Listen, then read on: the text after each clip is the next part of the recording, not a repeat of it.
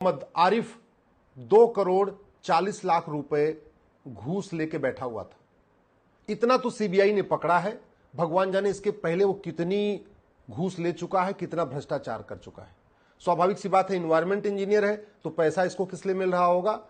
Air pollution करने के लिए, वाटर पोल्यूशन करने के लिए, नॉइज पोल्यूशन करने के लिए। जहां पे एयर पोल्यूशन होता है, वाटर पोल्यूशन होता है, जिन फैक्ट्रियों से उनको छूट दे रहा होगा, ये पैसा उसी के बदले इसको पैसा मिला है। दिल्ली में लोगों की उम्र 10 साल कम हो चुकी है। दिल्ली में लोग फेफड़े के कैंसर से मर रहे हैं। दिल्ली में हर साल हजारों लोग एयर पोल्यूशन के कारण मर रहे हैं, वाटर पोल्यूशन के कारण मर रहे हैं, नॉइज पोल्यूशन के कारण मर रहे हैं। और ये इन्वायरमेंट इंजीनियर मोहम्मद आरिफ घूस ले रहा है, लोगों को छूट दे रहा है पोल्यूशन फैलाने के लिए। ये इन्वायरमेंट डिपार्टमेंट दिल्ली सरकार के अंडर में आता है। ये एनवायरमेंट डिपार्टमेंट केजरीवाल जी के अंडर में आता है, जो कह रहे थे और दिल्ली को भ्रष्टाचार मुक्त बनाएंगे। और उन्हीं का एक एनवायरमेंट इंजीनियर इतना पैसा ले रहा है, 2 करोड़ 40 लाख। स्वाभाविक सी बात है, इस पैसे में कितना पैसा आम आदमी पार्टी को गया है, कितना केजरीवाल जी को गया है, ये तो जांच का विषय है। यह सारा पैसा खुद ही ले रहा था, ये पूरी चेन बंधी हुई थी, थोड़ा ऊपर दे रहा था, जो भी होगा। अभी तो एक व्यक्ति पकड़ा गया है, लेकिन इसके लिए भारत के चारों स्तंभ जिम्मेदार है। ये जो भ्रष्टाचार चल रहा है, इसके लिए विधायिका भी जिम्मेदार है, कार्यपालिका भी जिम्मेदार है, न्यायपालिका भी जिम्मेदार है, और इसके लिए खबरपालिका भी जिम्मेदार है। खबरपालिका इसलिए जिम्मेदार है कि भ्रष्टाचार की खबरें तो छाप देता है अखबारों में। पूरा जितने अखबार उठा के देख लीजिए, आपके यहां जितने अखबार आते होंगे, सब में समस्या समस्या समस्या लिखी रहती है। हत्या हो गई, मर्डर हो गया, रोड एक्सीडेंट हो गया, ये हो गया, वो हो गया, घूस ले लिया। लेकिन किसी भी समस्या का मूल कारण क्या है, किसी भी समस्या का स्थायी समाधान क्या है, ये किसी अखबार में नहीं छपता।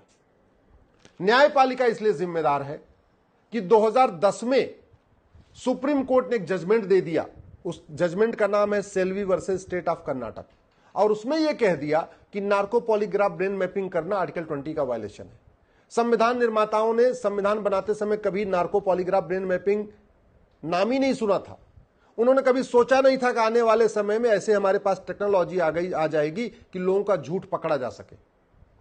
संविधान निर्माताओं ने आर्टिकल 20 में यह कहा था कि आप किसी को अपने खिलाफ गवाही देने के लिए मजबूर नहीं करेंगे। और आर्टिकल 20 इसलिए बना था कि उस समय पुलिस लोगों को लाठियों से पीट पीट के अपना गुनाह कबूल करवा देती थी। तो उससे प्रोटेक्ट करने के लिए आर्टिकल 20 बना कि भैया आप किसी को मार मार के, किसी को टॉर्चर करके, किसी को 3rd डिग्री देके अपना गुनाह कबूल करवा सकते। इसलिए आर्टिकल 20 बना। इसलिए थोड़ी बना था कि आप टेक्नोलॉजी का उपयोग नहीं कर सकते। इसलिए थोड़ी बना था कि आप narco polygraph brain mapping test नहीं कर सकते। संविधान, सुप्रीम कोर्ट के अनेक जजमेंट हैं जहां बार बार कहा गया है कि सुप्रीम कोर्ट का जो संविधान का इंटरप्रिटेशन हमेशा वर्तमान परिस्थितियों के हिसाब से होगा। इसका मतलब संविधान का इंटरप्रिटेशन 2024 में जो हो रहा है वो 2034 में अलग तरीके से होगा, 2044 में अलग तरीके से होगा। हमेशा जो वर्तमान जरूरत होगी, आवश्यकता होगी, उसके हिसाब से संविधान का इंटरप्रिटेशन होगा। और बाकी सारे आर्टिकल के इंटरप्रिटेशन में सुप्रीम कोर्ट ने ये फ्लेक्सिबिलिटी दिखाई है।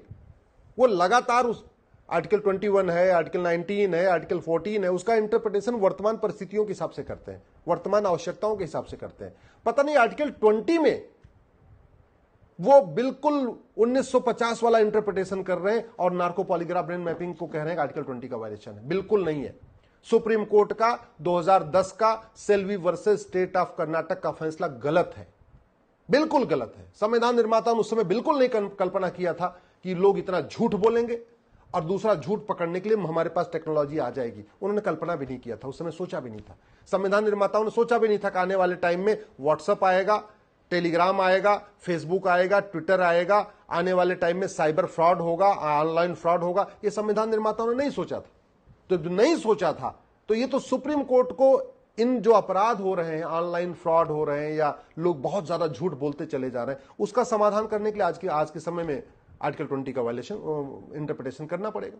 लेकिन वही बैठे हुए पुराना 1950 वाला इंटरप्रिटेशन करके। भारत में भ्रष्टाचार है, इसके लिए विधायिका भी जिम्मेदार है। भ्रष्टाचार के खिलाफ कठोर कानून हम बना ही नहीं रहे, वही सड़ा हुआ कानून 3 से 7 साल। दुनिया के कई देशों में भ्रष्टाचार को देशद्रोह घोषित कर दिया गया है। दुनिया के कई देशों में भ्रष्टाचारियों को फांसी होती है। हमारे देश में वही 3 से 7 साल जो चला आ रहा है। भगवान जाने किसने कह दिया 3 से 7 साल, इसको आगे बढ़ा ही नहीं सकते। अरे हम कहते 10 से 20 साल क्यों नहीं होना चाहिए। भारत की 50% समस्याओं का मूल कारण भ्रष्टाचार है। भारत में घुसपैठ हो रही, उसका मूल कारण भ्रष्टाचार है। घुसपैठिए बॉर्डर पे 2000 देते हैं, अंदर आते हैं 2-2 हजार रुपए में Aadhaar, ration card, driving licence, voter ID, birth certificate सब बनवा लेते हैं। भारत में धर्मांतरण हो रहा है, उसका मूल कारण भ्रष्टाचार है। धर्मांतरण कराने वाले मिशनरी और जिहादियों को हवाला के जरिए फंडिंग हो रही है, अंदर जो ब्लैक मनी जनरेट हो रहा है उसकी फंडिंग हो रही है, और जो ड्रग स्मगलिंग का पैसा आ रहा है उससे उनको फंडिंग हो रही है। भारत में ड्रग स्मगलिंग के कारण करोड़ों परिवार बर्बाद हो चुके हैं, उसका मूल कारण भ्रष्टाचार है। भारत में घूसखोरी, कमीशनखोरी, जमाखोरी, मिलावटखोरी जो चल रही है, कालाबाजारी चल रही है, नशा तस्करी चल रही है, मानव तस्करी चल रही है, इसका मूल कारण है खौफ नहीं है कानून का। एक तो कानून घटिया है, और जो है भी घटिया उससे भी जल्दी से सजा नहीं हो रही है। 3 महीने 6 महीने में सजा ही नहीं हो रही। और सजा न होने का एक बड़ा कारण यह है कि गवाहों के बयान होते हैं, और गवाह भारत में झूठे खरीदे जाते हैं। झूठी गवाही करना कोई गंभीर अपराध नहीं है, तो जो अपराधी होता है वो 10-10, 20-20, 50-50 गवाह खरीद लेता है 10-10 हजार रुपए पे, और उनसे झूठी गवाही करवाता रहता है। भारत में झूठ बोलना गंभीर अपराध नहीं, झूठी शिकायत करना गंभीर अपराध नहीं, झूठा एफआईआर करना कोई गंभीर अपराध नहीं, झूठी जांच करना गंभीर अपराध नहीं, झूठी चार्जशीट फाइल करना गंभीर अपराध नहीं, झूठा एफिडेविट फाइल करना गंभीर अपराध नहीं, झूठी गवाही देना गंभीर अपराध नहीं, और झूठा फैसला देना भी गंभीर अपराध नहीं। जज साहब अगर पैसा लेके झूठा फैसला दे दे तो भैया ठीक है, फैसला दे दिया। अब आप हाई कोर्ट जाओ, हाई कोर्ट में चुनौती दो, हाई कोर्ट जज साहब के फैसले को पलट तो देगी, लेकिन जज साहब को सजा नहीं होगी। कितने ऐसे फैसले होते हैं जिसमें साफ साफ दिख रहा होता कि ये जो फैसला दिया गया है ये पैसा लेके दिया गया है, ये जो जमानत दी गई है पैसा लेके दी गई है, ये जो भ्रष्टाचार हुआ है पैसा लेके हुआ है, ये जो गलत चार्जशीट फाइल हुई है पैसा लेके हुई है। लेकिन न तो जो गलत चार्जशीट फाइल करते हैं उनके ऊपर कोई दंड होता है, ना उनको सजा होती है, और न जो झूठी गवाही देते हैं उनको कोई सजा होती है, न जो झूठा फैसला देते हैं उनको कोई सजा होती है। तो समस्या ये बढ़ती जा रही है, और इसके लिए केवल और केवल केवल एक स्तंभ नहीं, केवल विधायिका नहीं, केवल कार्यपालिका नहीं, केवल खबर पालिका नहीं, बल्कि न्यायपालिका भी जिम्मेदार है। मैं माननीय सुप्रीम कोर्ट से निवेदन कर रहा हूं, आर्टिकल 20 का इंटरप्रिटेशन आज की परिस्थितियों में करिए। आपका जो 2010 का फैसला है जिसमें आपने कह दिया था narco polygraph brain mapping test नहीं कर सकते हैं, उसकी वजह से सरकारें कोई कानून नहीं बना रही हैं, मुकदमों का अंबार बढ़ता चला जा रहा है। आप अपनी आर्टिकल 142 की जो पावर है उसका उपयोग करिए। आप पुराना जो 2010 का फैसला है Selvi versus state of Karnataka, उसको सेट असाइड करिए, और एक बाकायदा गाइडलाइन बनाइए। जस्टिस विद इन ईयर कैसे होगा इसकी गाइडलाइन बनाइए। और चलो आप कानून नहीं बना सकते, कम से कम ये तो कर सकते हैं कि जितने भी धाराओं में सजा होगी सभी धाराओं की सजा अलग अलग चलेगी, जैसे अमेरिका में होता है। अमेरिका में अगर 5 धारा में किसी व्यक्ति ने कोई अपराध किया, उसमें 5 धारा लगी, और एक एक धारा में अगर 5-5 साल की सजा है तो उसको टोटल 25 साल की सजा होती है। भारत में वही अपराध करने पे, वही 5 धारा लगाने पे अगर 5-5 साल की सजा है तो टोटल 5 साल की सजा होती है, क्योंकि यहां पे सारी धाराओं की सजा एक साथ चलती है। अमेरिका में पहले एक धारा की सजा चलेगी, वो कंप्लीट, दूसरे धारा की सजा, फिर तीसरे धारा की सजा, फिर चौथे धारा की सजा।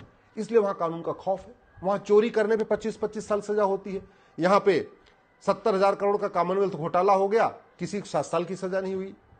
1,76,000 करोड़ का 2G घोटाला हुआ, किसी को 10 साल की सजा नहीं हुई। 1,86,000 करोड़ का कोयला घोटाला हुआ, किसी को 10 साल की सजा नहीं हुई। क्यों नहीं हुई? क्योंकि भारत में एक तो नार्को पॉलीग्राफ ब्रेन मैपिंग कानून नहीं है, भारत में जुडिशियल चार्टर नहीं है, भारत में झूठ बोलना अपराध नहीं है, लोग सबूत के अभाव में बरी होते रहते हैं, जबकि वास्तव में अगर उनका नार्को पॉलीग्राफ ब्रेन मैपिंग करे सारी सच्चाई एक दिन में सामने आ जाएगी। और जो सबसे इंपॉर्टेंट ये है, जो भारत में सजा दी भी जाती है वो कॉन्करेंट दी जाती है, कॉन्जेक्टिव नहीं। आशा करता हूं सुप्रीम कोर्ट अपने ही फैसलों पर पुनर्विचार करेगा।